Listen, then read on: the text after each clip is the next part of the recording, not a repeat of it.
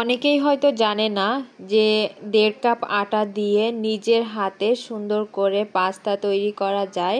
আর সেইটা যদি দুধ দিয়ে রান্না করা হয় ক্রিমি পাস্তা, তাহলে কিন্তু খেতে অসাধারণ লাগে। আসসালামু আলাইকুম everyone, welcome to another recipe. তো আজকে কিন্তু আমি এইখানে ক্রিমি পাস্তা রান্না করে দেখাবো, নিজের হাতে পাস্তা তৈরি করে। তো প্রথমে আমি একটা ফ্রাই প্যান নিয়ে নিয়েছি, তার ভিতরে দিয়ে দিলাম হচ্ছে 1.5 কাপ পানি, 1 চিমটি পরিমাণের লবণ আর হচ্ছে 1 চামচের মতো তেল। তো এখন পানিটা যখন বলক আসবে তখন হচ্ছে দিয়ে দিব এখানে 1.5 কাপ পানির জন্য আমি এখানে দিয়েছি 1.5 কাপ আটা।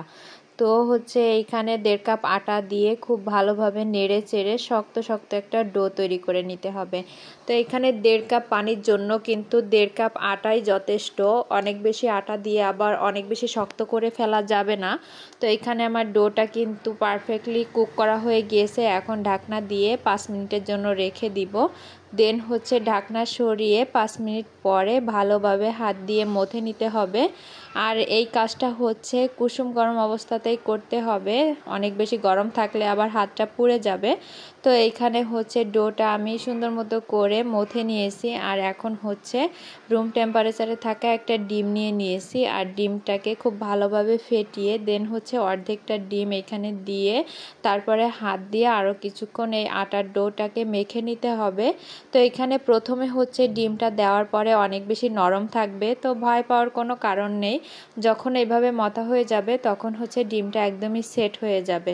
তো আমি এখানে অর্ধেকটা ডো নিয়ে দেন হচ্ছে উপরে কিছুটা আটা ডাস্ট করে দিয়ে দেন হচ্ছে বেলনি দিয়ে বেলে নিব।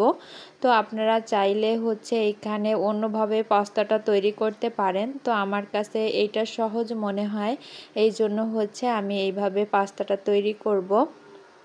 তো এখানে হচ্ছে আমি রুটিটা বেলে নিয়েছি, আর রুটির থিকনেসটা ঠিক এরকম হবে, অনেক মোটা না আবার অনেক বেশি পাতলাও না।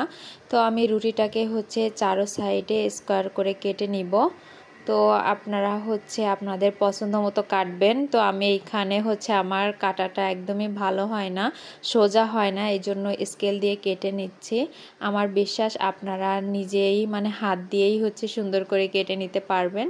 তো আমি স্কেল দিয়ে এরকম স্কোয়ার শেপে কেটে নিলাম। এখন আমি পাস্তার ডিজাইনটা দেখিয়ে দিচ্ছি। আমি ঠিক সিম্পল যেরকমটা হয় ওরকম করে হচ্ছে আমি সবগুলো পাস্তা একইভাবে তৈরি করে নিয়েছি। তো এইখানে যে কোনো ডিজাইনের পাস্তা তৈরি করা যায়। তো আমি ভাবলাম যে এখন সিমের সিজন, তো আমি সিম্পলের পাস্তাটা তৈরি করব। তো সবগুলো পাস্তা কিন্তু আমার এখানে রেডি হয়ে গিয়েছে। আর এখন হচ্ছে আমি প্যানে দিয়ে দিব পর্যাপ্ত পরিমাণে পানি। আর পানিটা যখন বলক চলে আসবে তখন পাস্তাগুলো ঢেলে দিয়ে জাস্ট 1 মিনিটের মতো হচ্ছে জাল করে সেদ্ধ করে নিতে হবে। তো 1 মিনিট পরে হচ্ছে আমি পাস্তাটাকে এভাবে নেড়ে চেড়ে দেন হচ্ছে পানি ঝরিয়ে উঠিয়ে নিব। তো এখানে একটা কাজ করতে হবে, পানি ঝরিয়ে উঠিয়ে নেওয়ার পরে হালকা ঠান্ডা পানি দিয়ে হচ্ছে একটু ধুয়ে নিতে হবে, না হলে পাস্তাগুলো একটার সাথে আরেকটা লেগে যাবে। তো এখানে আমি হচ্ছে ধুয়ে নিয়েছি। তো আমি প্যানে দিয়ে দিলাম হচ্ছে 500 গ্রামের মতো ফুল ক্রিম লিকুইড দুধ। তো দুধটা দিয়ে তারপরে দিয়ে দিলাম হচ্ছে 1/2 কাপ চিনি আর হচ্ছে 1/4 চা চামচ লবণ।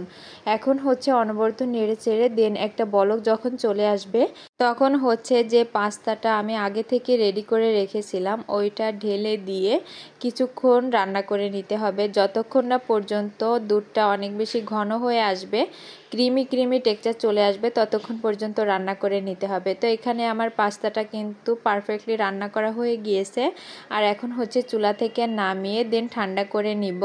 তো এই পাস্তাটা কিন্তু ঠান্ডা ঠান্ডা খেতে অনেক বেশি মজা লাগে, তো গরম খেতেও কিন্তু বেশ ভালোই লাগে।